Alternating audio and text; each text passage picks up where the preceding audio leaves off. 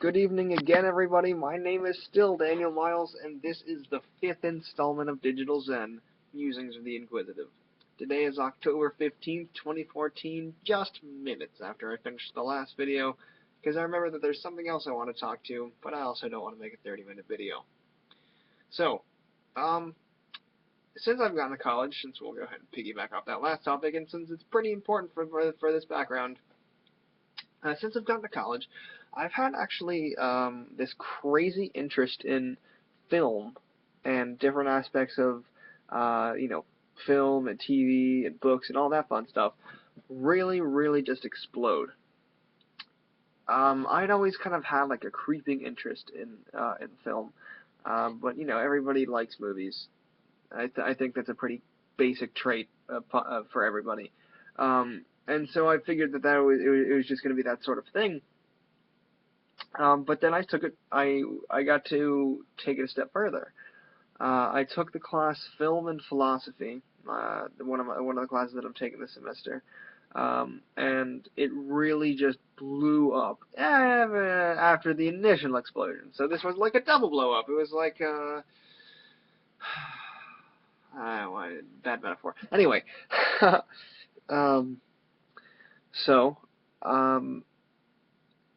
I first took an interest in this sort of thing. Actually, it was my friend Joe who started out with me. He asked me to watch the show Breaking Bad. Now, Breaking Bad is long since done, but it's still being talked about, and there's pretty much, not a sequel, but like a spin-off, Better Call Saul, is coming out on AMC pretty soon. Now, the reason I mentioned Breaking Bad is because it was the first aspect of, I'll say media, I'll just call it media. It was the first different manifestation of media that made me actually think, hey, this is actually something really cool, and this is not just something I'm, just passively just sitting here and watching.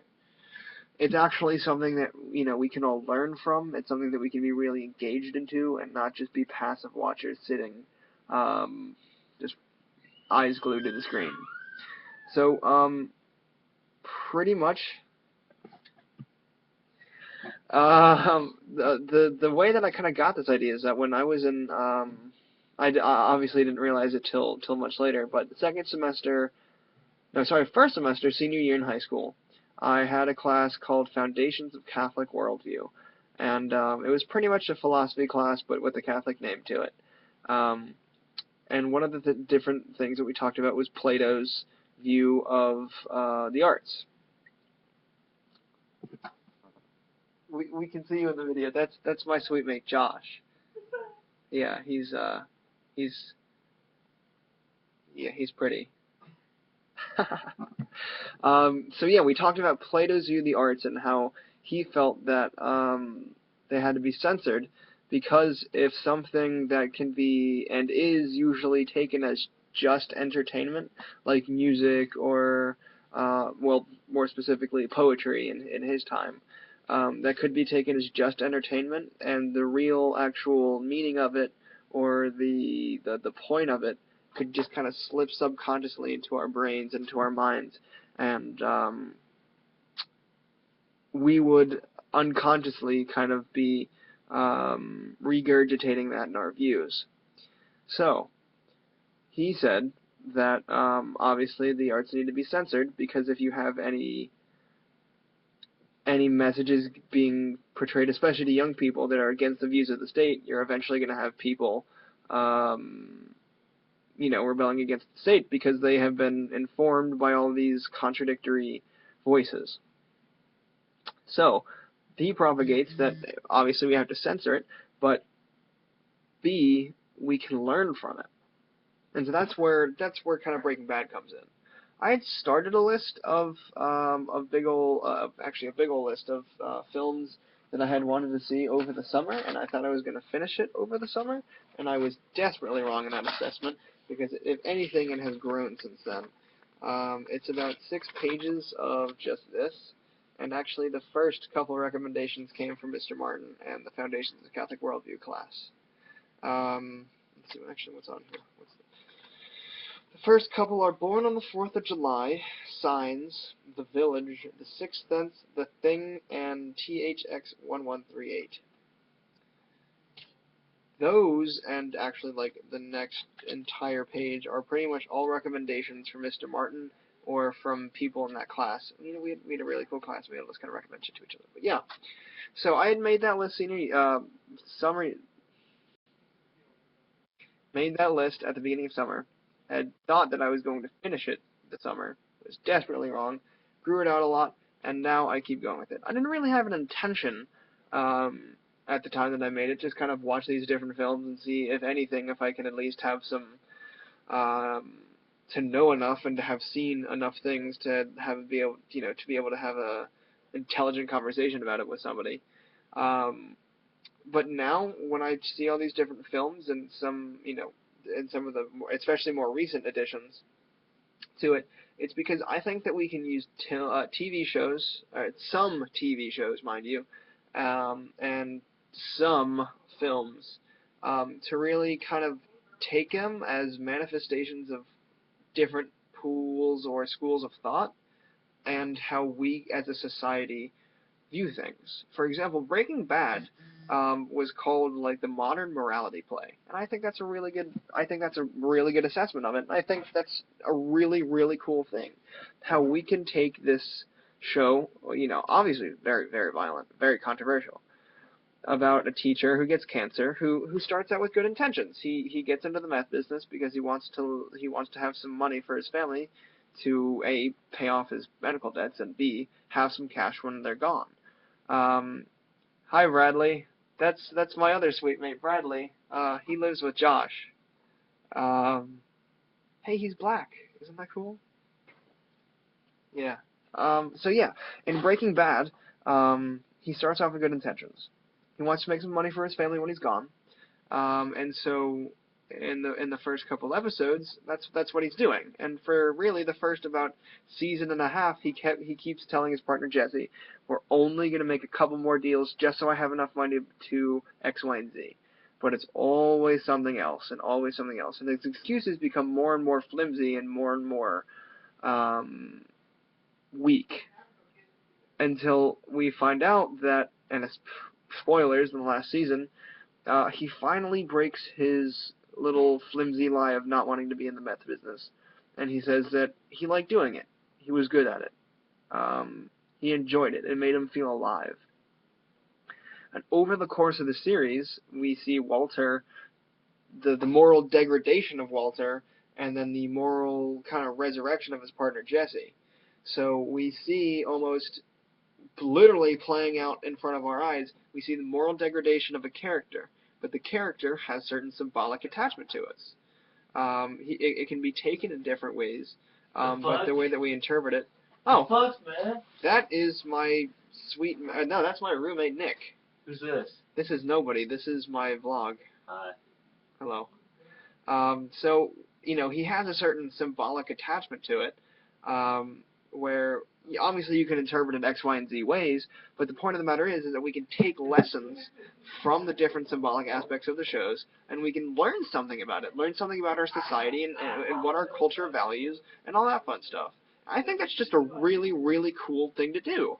If we can take these creations of different times throughout history and see what they have to say about our culture, whether they're critiques or observations or all that fun stuff, if we can take these man-made things and we can learn something tangible and practical about it in a fun way, why wouldn't we? That's just one example. That's Breaking Bad. I think that's a great example. The next great example, in my opinion, one of the greatest shows I've ever seen, is House of Cards. It's not even done yet. It's a Netflix original. It's got 2 seasons out. One is coming in early 2015. It's a political drama, for those who haven't seen it. It's a political drama following Frank Underwood, who starts out as the House Majority Leader, and he eventually snivels and literally kills, and lies his way into the White House to become president.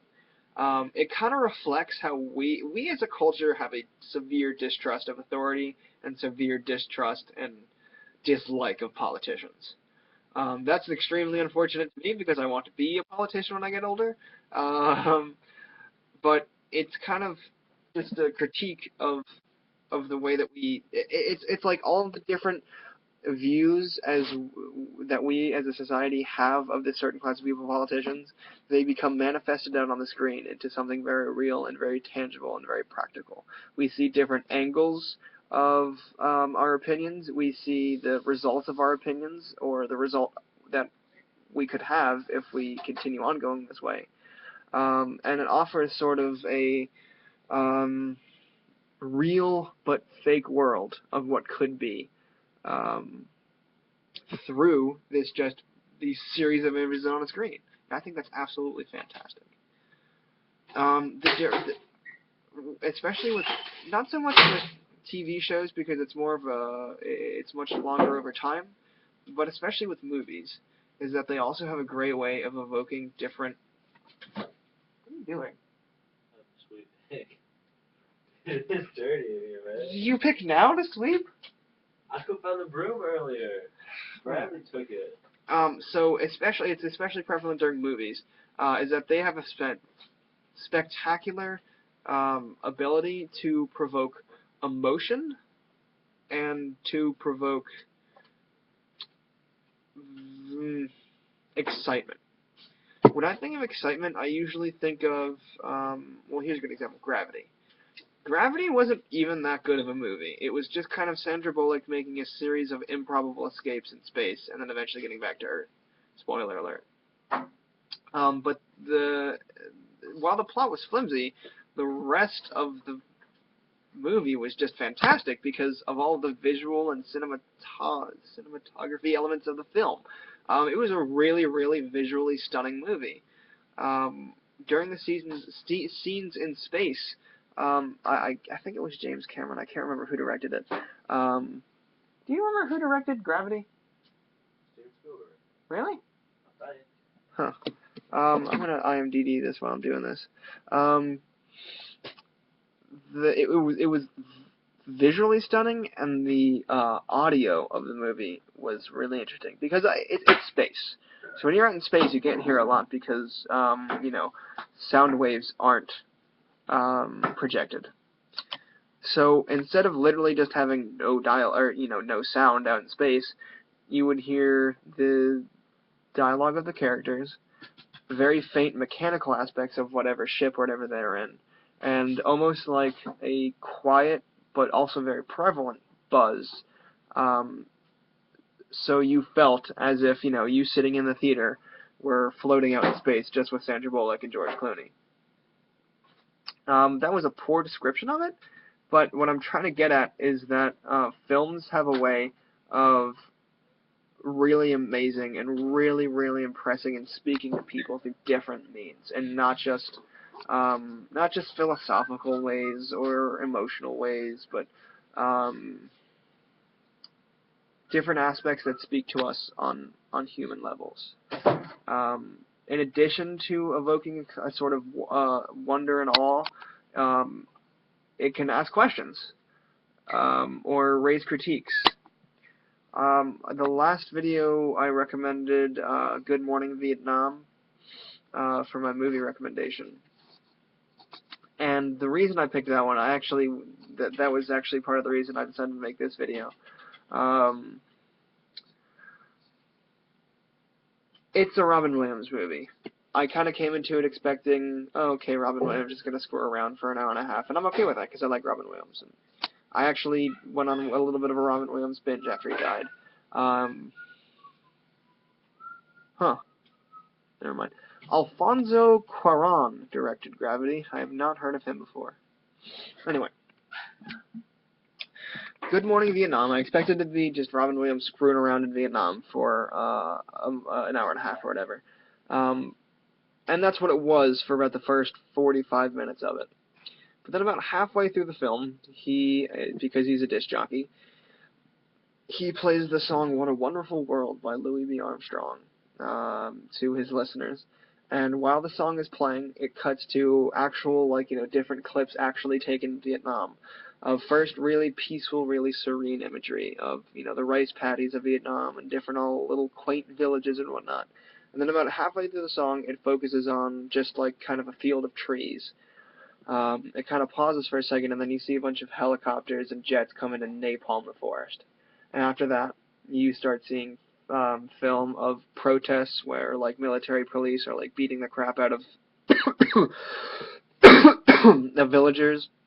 You see a bunch of babies crying. You see at one point it turns to a sandal that doesn't have any feet in it or anything, but it's caked in blood.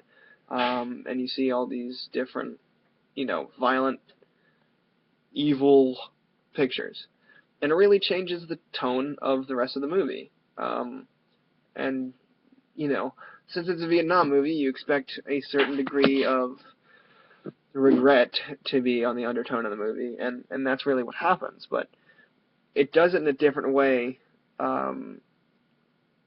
where 10 minutes ago we were just laughing our asses off about what's going on about Vietnam, and now we just feel really, really bad. And it's not just like, feel bad, here's Vietnam. It makes you think about what we're doing now. I mean, it's very applicable to modern day.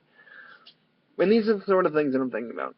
We can take different aspects of media or TV shows, books, movies, whatever. But in books, it's usually more prevalent, but for now I'm focusing on TV shows and movies. And we can take these man-made series of images, and we can make something real and something practical out of it.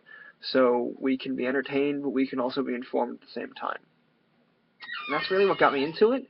That's where I am now. I continue to work down my series of my seemingly never-ending series of movies.